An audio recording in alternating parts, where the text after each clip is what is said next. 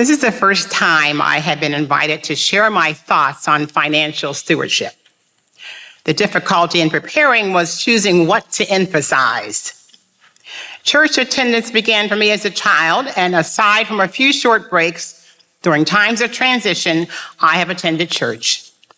I began learning about giving in church as a child, and since my late teen years, my faith journey has been significantly impacted by decisions about financial donations. Let me give you several snippets from my financial donations journey. When I was in elementary school, every Sunday my mother sent us 6 school-aged children, our youngest brother was a toddler, to the Mennonite church for Sunday school and church. Every Sunday she gave us our nickel offering to put in the church plate. My brothers could put their nickel in their pockets. My 2 sisters and I had it tied up in our little handkerchief. How exciting it was for me to drop the nickel in the offering plate as it passed by. And sometimes I was even more excited about giving. I sat with my Sunday school teacher who would let me put one of her dollar bills in the plate. When I was 12, my mom died.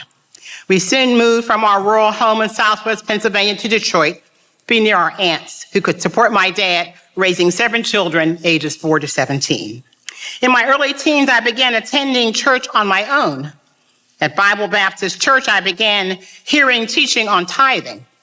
When I began attending the young adult group, even though I was still in high school, like the others, I was committed to being a tither.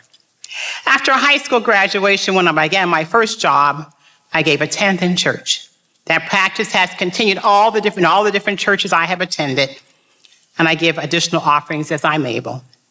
During my college years at Wayne State University, I began attending the InterVarsity Christian Fellowship, we call IVCF, campus group. A year after graduating from college, I joined IVCF staff ministry, which required us to raise our own budget every year. I planned to do this ministry for only 2 years, but ended up staying for 39. That meant regularly inviting others to give money, monthly donations. Thank God for the many people who I'm sure were already giving to their own church who said yes. Most of the folks who came on IVCF staff were not experienced in fundraising. We had regular training sessions on how to go about it.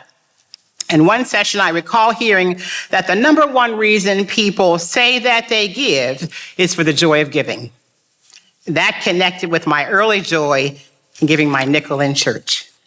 I'm so grateful to have experienced the joy of giving as a child, learning to tithe as a teen, and establishing it as a lifelong practice definitely impacted my growth in faith. And I certainly could not have done the campus ministry for all those years without the financial support of many who were willing to give additional offerings. And now I feel very blessed to be giving tithes and offerings here at All Saints, where there is a spirit of joyful giving.